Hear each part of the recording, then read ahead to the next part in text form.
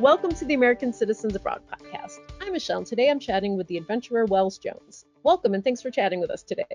Thanks, Michelle. It's good to connect with you again. You have a wild biography, from being on Uh-huh. the U.S. Navy Antarctic pararescue team to acting Yeah. in New York. How have you navigated through personal reinvention? What advice do you have for Americans abroad who are considering a new path?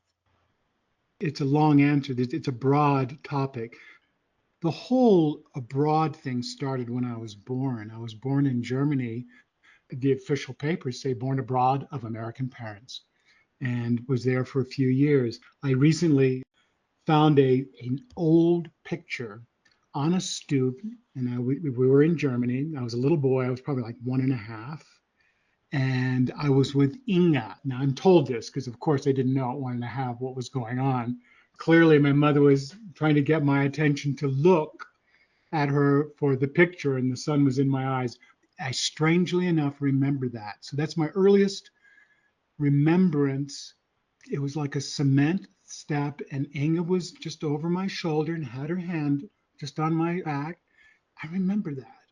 So that's my first experience abroad. But I feel like I've been abroad or in different places my whole life. It's metaphorical as well as going to different countries from an army family and moving around and a lot of children. My father died when we were all very young. We were six kids within 6 years of age. That's with two sets of twins, Michelle. Wow. And and yeah, all on different army bases. My father was an officer in the army. He fought in Korea, and Korea really did a number on him. Anyway, he passed on. We ended up in Vermont, and it was always about we're going to go. We're leaving. We're going to be leaving in so many, I didn't even know what time meant. But we were always on the go every few years because of the service and then ending up in Vermont. I started out very early with a level of adapting and adapting to place and adapting to, okay, it's time to move. Where are we going to go? And for myself, the first lesson that I learned was about not reinvention, but evolving, adapting. And it was at 15 after coming home from a summer camp, coming home to Vermont. Now, I'll explain how rural it was where we lived. There were 5 towns that fed the school. I did graduate from high school there, and my class was 31 people in 5 towns. And so at 15 years old, it was the first time I was getting kind of anxious and looking over the fence and over the horizon. I went to a camp for international citizenship. And it was people from all over the world. It was fabulous. I was 15. I was the youngest, but I made friends with high schoolers from Tel Aviv, from Stockholm, from London, from all over New York City, Harlem, Spanish Harlem, Long Island. I had a taste of other people's lives and cultures. And I came home and said to my mom, I'm leaving. And she said, what do you mean? I said, Charles has said that I can go live with him. Mom, I can't deal with this here. These people aren't at all like these people that I met this summer. And she said, so you're going to go live in Harlem. And this is in 1973. Oh, no, 1970. I said, well, he said I could. And she said, if you can't deal with where you are, you have no business going anywhere else. Deal with where you are. Stop commenting. No, you aren't like these people here. These are New Englanders. You're not a New Englander. And you don't have to live here after high school, but get through it. See the beauty around you. Look at that field. Look at that river, the mountain. Get out there, explore. And as far as the people, learn about them. I envision you're going to have a very full life elsewhere, and that's fine. But where you are today is where you need to be, and get into it. Be curious. And so, words like that at 15 years old, and I didn't fight her. I knew that I couldn't just go to Harlem and live with Charles. He visited and I visited him. That wasn't a way to solve this angst because the angst really had to do with looking for something that's not there and not dealing with what is. I read a quote in high school that has stayed with me my entire life. It's a Churchill quote, and it says, I'll read it directly. He said, to each there comes in their lifetime a special moment when they are figuratively tapped on the shoulder and offered the chance to do a very special thing, unique to them and fitted to their talents. What a tragedy if that moment finds them unprepared or unqualified for that which could have been their finest hour. And there was magic in that for me. When you say personal reinvention, I call it personal evolution because I've been tapped. I didn't know I was going to end up on an Antarctic parachuting rescue team at 19 years old and spending 3 seasons in Antarctica. Talk about abroad. I mean, that is the bottom of the world. And each round was 4 months. It was 3 different years, 4 months of being there and adapting, but not in angst. It's like living in the moment, seeing what is around the researchers. We were flying planes for the National Science Foundation, seeing the French, the Danes, the Russians, the British, and especially the New Zealanders. Scott Base was the New Zealand operation for Antarctic exploration. There were fellows that were sent there that taught their crew, but they also worked with us and the rescue team on mountaineering. And these guys were just phenomenal. And Christchurch, New Zealand, absolutely my favorite place in the world. And living there, I did have an opportunity to live there for a few months, and it was just glorious. So the tap on the shoulder has been the tap and being asked to do things that had never occurred to me. I did go to acting school after being on the rescue team, and that was my mother's. My mother, again, she's saying, I think that would be a wonderful thing for you to do. Your grandmother and I saw you in a show. We thought you were marvelous. I said, Mother, I didn't have any lines. And she's like, it was your presence, and I know you. Why not be a king, be a prince, be Iago, Othello, be good, bad, explore, research, learn countries, history? She was right. I loved it and I got on well with it. And so, from all these things, and then having to feed a family, tapped on the shoulder, asked to do things that people that were way beyond my experience, very high candle power people in politics and business. And I was just within a crowd, and they're saying, would you be interested in running this foundation? And I learned to never just say no, but to say, why are you asking me? Because I would like you to run this foundation. And I believe me, Michelle, I had no idea. From these opportunities where other people saw something in me, I was able to travel, moving my family. That whole abroad experience just has expanded my entire life. And it's not because I reinvented myself, it's because the qualities that it takes to live abroad, to get up and go from New England and go live in the deep South in the United States. I mean, there's a big difference there. Or to go out of the country, there's a big difference. And there's just qualities about it and about us that we have to be willing to adapt. But it takes a curiosity and a courage and a desire and intention to go beyond self, to see others. And in that experience, I found immediately in the service. When you think of someone in the military service, in my case, we were flying planes for the National Science Foundation. We were not at war. The extremity was the weather. But it was, again, it was learning to adapt.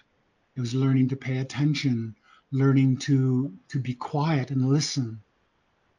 With people going abroad, you have to become a student.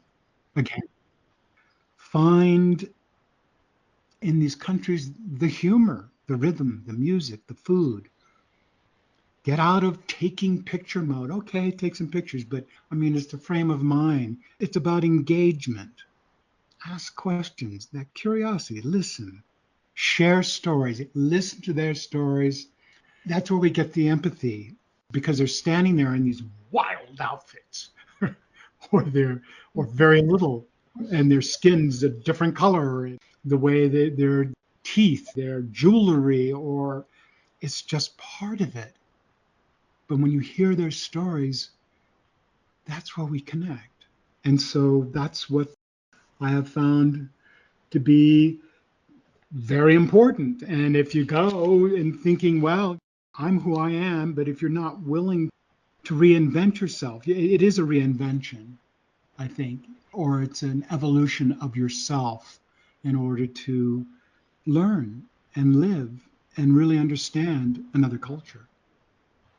And my travels in the Middle East, they're Middle Eastern cultures, but I'll tell you, they're very different. For our audience, in 2005, your adventure in the Middle East began. Could Yep. you speak a bit about the excursion and what inspired you to go and what lessons stayed with you? It was 2005 when I met up again. I was running a foundation. I did run that. I mentioned a foundation. I did run the foundation. To give you the level of where it was, Alma Powell, Colin Powell's wife, was the chairman of the board, and the board, most of them women, were cabinet secretary wives of the time of George W. Bush during that time. So the demands were very great. At any rate, I was through with that 4 years there, met up with Miles. It's 2005. I'd been living in DC and very close since 9/11 to the machinations of the war and shock and awe and the retribution and the continued going from mission accomplished from the president flying it on an aircraft carrier to now it's weapons of mass destruction. It's 2005. And Miles, my co-writer of the book that came out of this trek that we did to the Middle East, said, "What do you know about T.E. Lawrence?" I thought, whoa, that's great. I know a lot. No way. Yeah, I do. I was going to do a one-man show on him. He said, "You're perfect. That's exactly what we need to do." I'm 6'3". I'm blonde. I'm blue. He's thinking Peter O'Toole. T.E. Lawrence was 5'5.5". And I said, "No, Miles." I found out he's 5'5.5", and he did all these great things. And he was loved by the Arabs. He worked during the Arab Revolt for the Arabs' independence from the Turks. And in the end, they didn't get their self-determination because the British wanted pieces of that area because of the oil, and the French wanted Syria. So a lot of things blocked it. In 2005, we decided we would go. In the spring of 2006, we had 8 months before leaving, and we wanted to see with our own eyes and see if this character, T.E. Lawrence of Arabia, that we knew quite a bit about, if what he said and his love of the area, the region, the culture, the people, he didn't try to change them, if it was accurate, because everything in the headlines was to the contrary. And so we trained and we did a lot of reading on history, which I recommend to anyone going abroad. Learn the history. You can't know the people unless you know their history. Can't grasp where they're coming from if you don't have a sense of the culture and how it has evolved to where it is you will be walking into. And so we did that, and we went from Jeddah, Saudi Arabia. And believe me, Michelle, this is not like flying into Heathrow or Schiphol or De Gaulle. It took several months to get visas to get into Saudi Arabia, especially in 2006. And when we got there, people were saying, "What are you doing here?" No Americans come here. We're so sorry about 9/11. Hand over their heart. We'll never get our standing back with the Americans. But we're not all terrorists. And that's what the world thinks. I'm talking about Saudis. And of course, since 2005, much has happened in that region. And At any rate, we wanted to go and meet the people where they were. So we were trained for that. We were trained on their culture. We were trained on the language and being able to speak.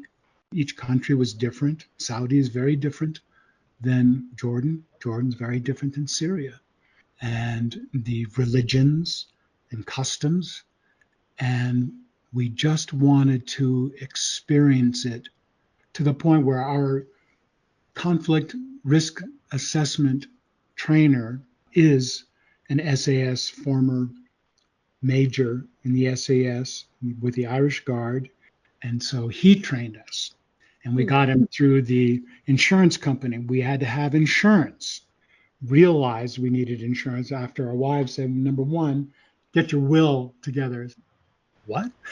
Oh, I mean, things came to us, realizations of what going, following an 1,100-mile trek through the deserts of the Middle East, following T.E. Lawrence's path during the Arab Revolt of World War I, what it would take to get there, to go the way we wanted to go. And we told Jamie Lothar Pickerton was our instructor. He said, now you fly into these places. No, no, no, no. We said, we want to walk across the borders. He said, that's not advisable. Well, that's what we want to do. And we want to know how to do it. And so he helped us with that. Then at the end, we want to go into Israel. He said, well, it would be best for you to fly in, maybe fly into Tel Aviv and work your way back to Jerusalem and then cross over. He said, no, we understand that we can take a bus. Buses are not the things to be on at borders. We understand, but we want to go across to the King Hussein Allenby Bridge, and we want to feel what the people feel every day that are on these buses and having to go through this process when the headlines are showing atrocities and attacks. In the book, A Line in the Sand, which we ended up writing in 2023, right after October 7th, the book at the time of the crossing into Israel is accurate. And it does seem very aggressive because that's the way it is. And it's not personal. It's because the chances for suicide bombs, buses blowing up, and especially in 2006, was huge. In this case, going abroad, it required a great deal of conscious thought. And we were there for a month. And then from that, I was there for 6 months on the ground in Saudi, producing an 8-day sea festival, which was a complete immersion into the culture, all aspects, from the highest level, not the king, but close, down to the Bedouins trying to find a little thin sliver of shade to get out of the sun while we're working in the desert to build this production for the Sea Festival. A lot of different experiences. It's been from being tapped. And I think what I have to offer is that to the people that want to live abroad is to, first of all, their curiosity or their desire, their adventurous spirit is all there. It's in being there that if you're there and you're trying to recreate what you had in the United States, you're lost. That's not it. That's not the thing. It's finding how to connect and learn from the people that are there and the sharing. And it's not the bold American that's got it all together. It's the vulnerable, humble, universal soul reaching out to learn. The sense of urgency, gotta let it go. You have to go with the flow, go with where these people are, the emotional tempo, to meet families and children and elders and shop owners and participate, adapt, participate in that emotional tempo, find it. And that way, I think you, as an individual, that brings joy and purpose. Speaking of your book, which is fiction, Mhm. how do you think fiction can help us process real world complexities, especially for Americans living in other countries? Fiction is a wonderful device that allows us to experience without having skin in the game. We decided to write our story as a historical fiction so that people could experience, dip into what we had, and process it and find empathy. So it wasn't just hardcore facts about us doing this and that. Day two we did this, and day three we did that.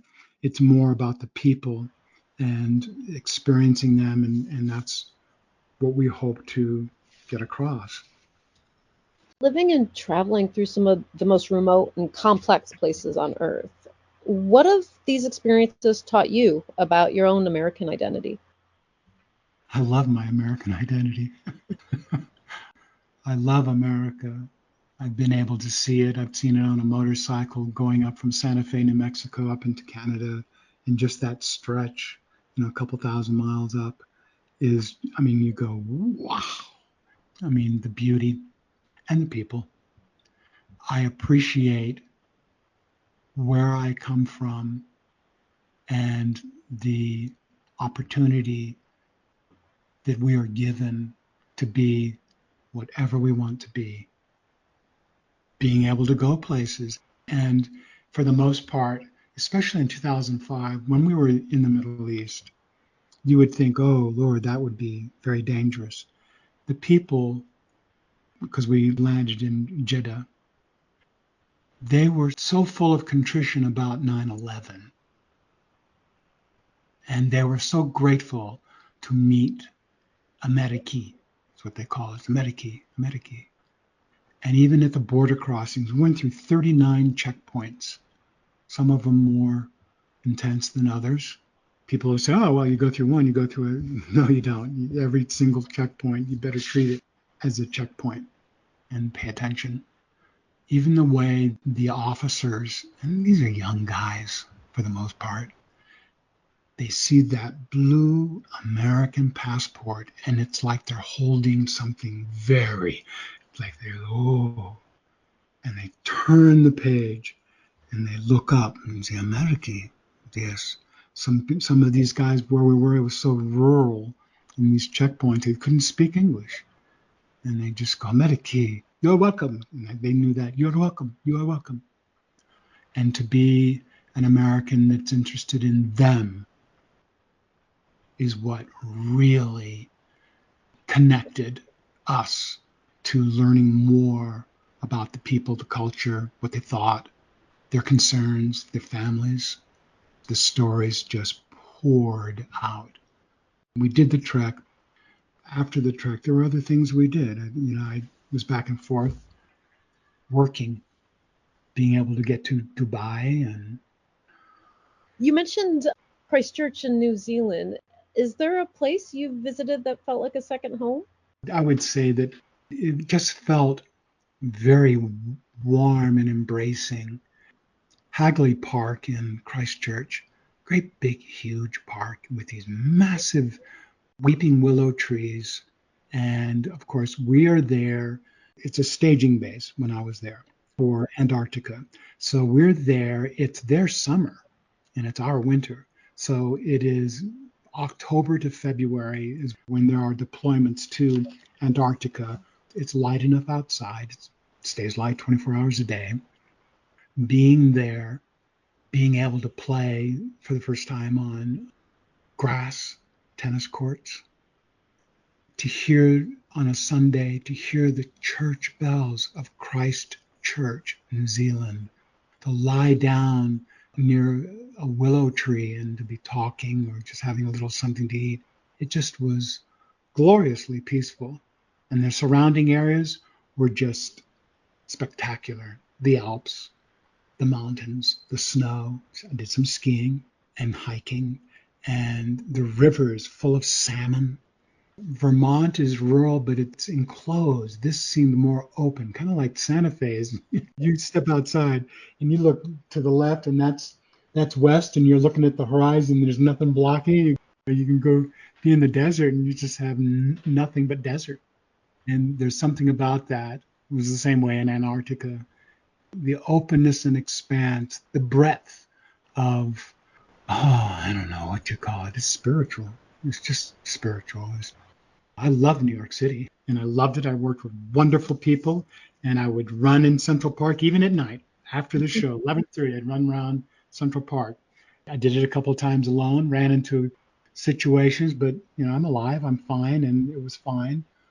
It was feeling free and having the courage to step out and experience.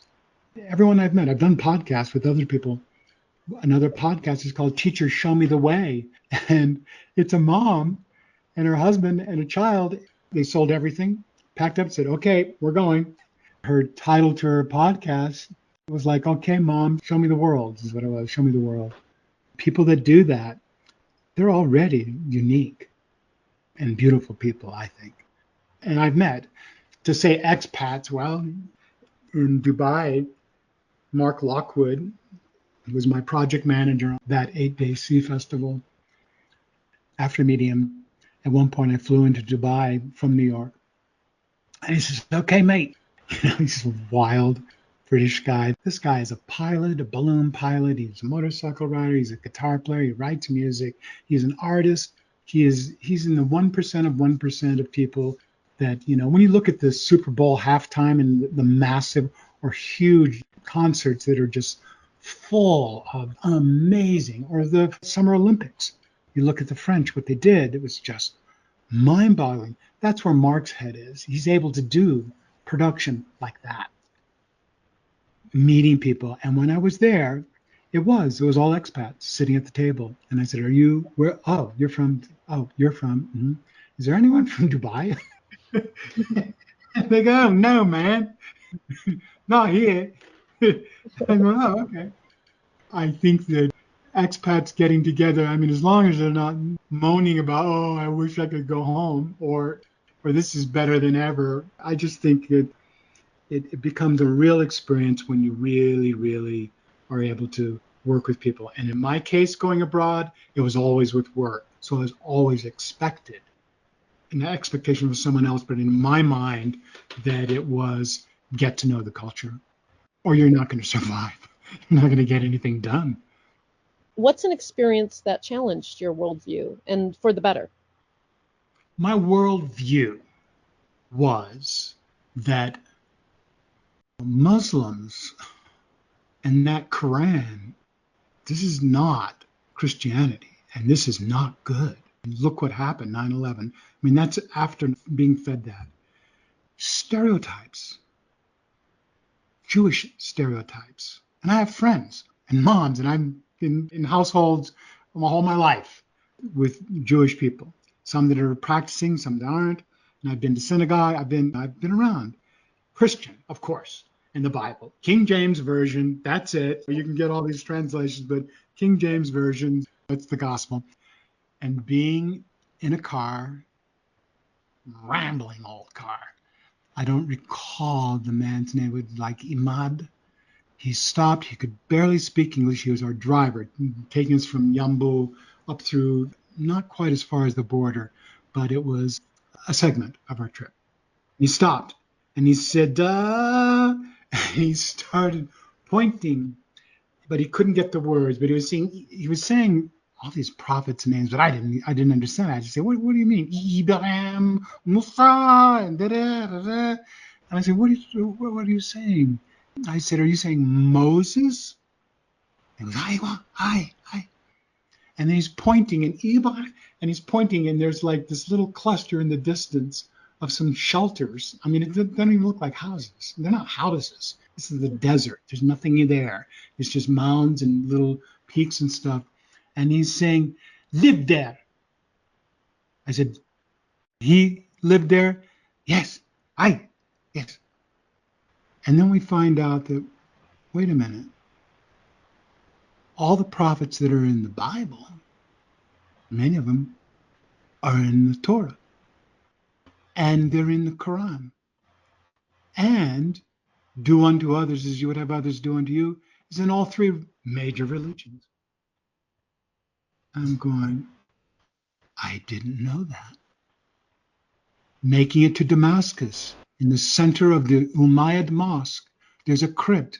It's huge. It's all this ironwork and filigree, and there's all these people hanging, touching, and you sense it's so quiet, but you sense they're crying and they're holding on to this filigree and they're around it. Then there's a call to prayer, and they're gone. And the women go one direction, the guys go the other direction. Hundreds, several hundred go that way, several hundred go that way. And they take off their shoes, and we see we're kind of following and go, well, what is this? It's a crypt for John the Baptist's head. Now they say, well, there's four heads. one's here, one's here, one's here. And the former pope blessed it and said, I bless this, what you have here.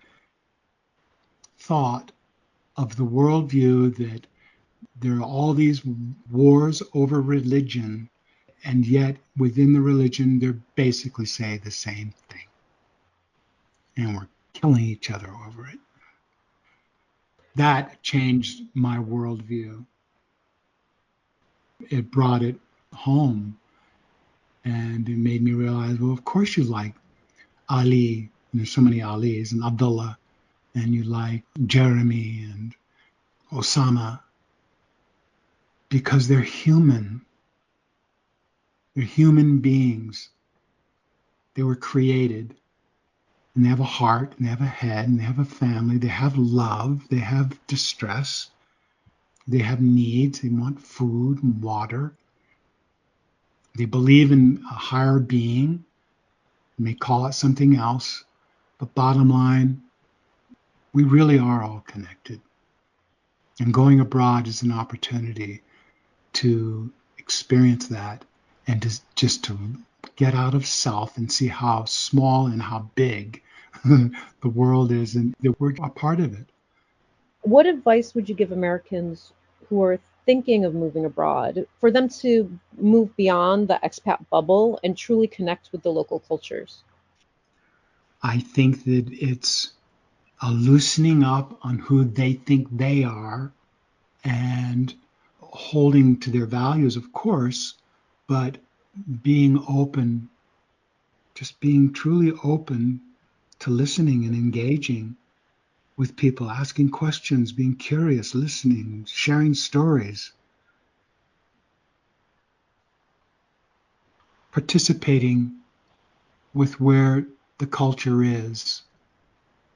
Get up early in the morning, watch the sunrise in an area, watch a city or a town or just a countryside come alive.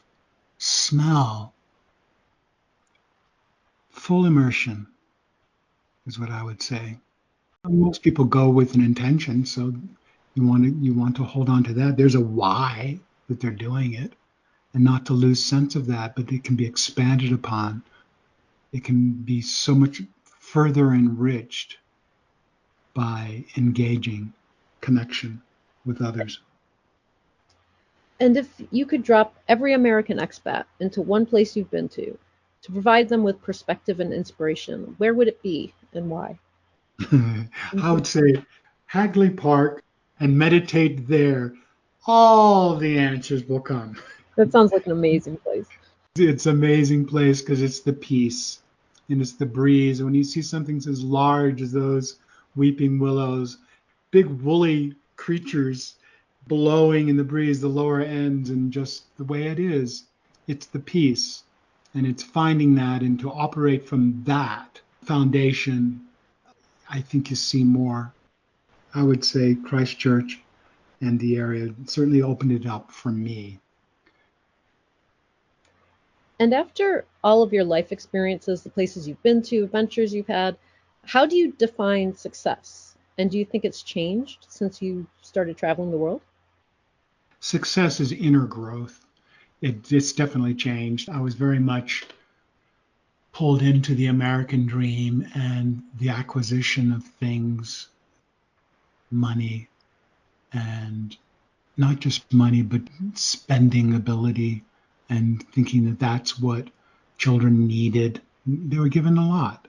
And in the end, it's their values that really count, because it can be applied to any job that they do, but it's lifestyle and the way one lives is stronger on the values that they hold and the lessons they learn about themselves and that they use and that they serve those attributes, use those in the service of others and not just self.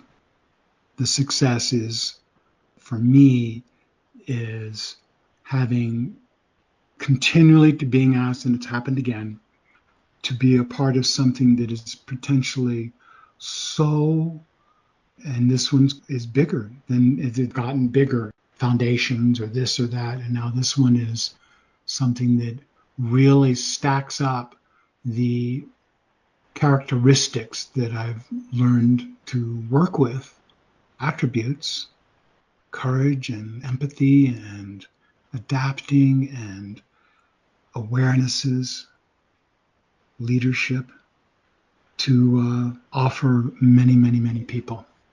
I'm very grateful for that. It's inner growth. Inner growth. Any final thoughts you'd like to share? It's been very nice doing this with you. Yes, same. Totally enjoy having you as a guest. Thank you. Thank you very much. The content of ACA podcasts, including documents and presentations, is made available only for general information purposes. It is not intended and should not be treated as legal, financial, or tax advice. The views and opinions expressed do not necessarily reflect the views of American Citizens Abroad, Inc. or any affiliated organization. ACA does not warrant the accuracy, completeness, or usefulness of any content or other information. ACA disclaims all liability and responsibility arising from any reliance placed on any content or information by you or any other person. ACA is nonpartisan and does not support any political party or candidate.